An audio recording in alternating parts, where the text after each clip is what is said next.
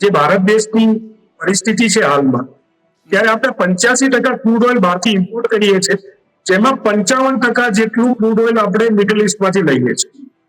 જ્યારે દેશના પ્રધાનમંત્રી, તમે જે આપવાની વાત કરો, વિપક્ષ સાથે જોડવાની વાત કરો, જ્યારે આ દેશના પ્રધાનમંત્રી એવું કહે કે કોરોના જેવી પરિસ્થિતિ માટે તૈયાર રહેજો ભારતના લોકો, તો શું ભારતના લોકો પેનિક ન થાય?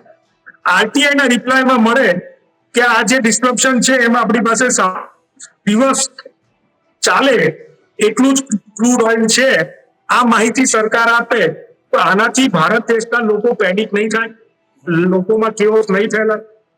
ચોક્કસપણે જે સપ્લાય ચેન છે, સપ્લાય ચેનમાં ઘટાડો થયો છે તે પણ હકીકત છે. આપણે જાણીએ છીએ ગેસના બાટલાની કાળાબજારી થઈ રહી છે એ પણ આપણી સામે જ છે.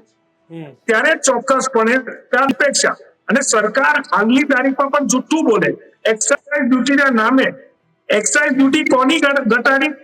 તો ગઈકાલે જે નાયરા જેવી કંપનીઓએ પેટ્રોલ અને ડીઝલમાં જે ભાવ વધારો કર્યો, એવી કંપનીઓની એક્સાઇઝ ડ્યુટી ઘટાડી, જેનો લાભ સામાન્ય જનતાને નથી થવાનો.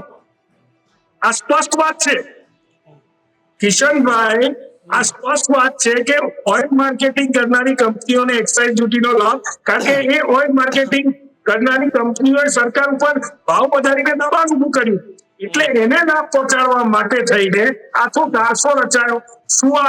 શું આની અસર આપણા પેટ્રોલ ડીઝલના ભાવ ઉપર આવવાની છે? તો પેટ્રોલ ડીઝલનો ભાવ આજથી કેમ ન ઘટી ગયો? આ જ પ્રકારની તમામ અપડેટ જોવા માટે ન્યૂઝરૂમ ગુજરાતને લાઇક, શેર અને સબસ્ક્રાઇબ કરવાનું ભૂલતા નહીં.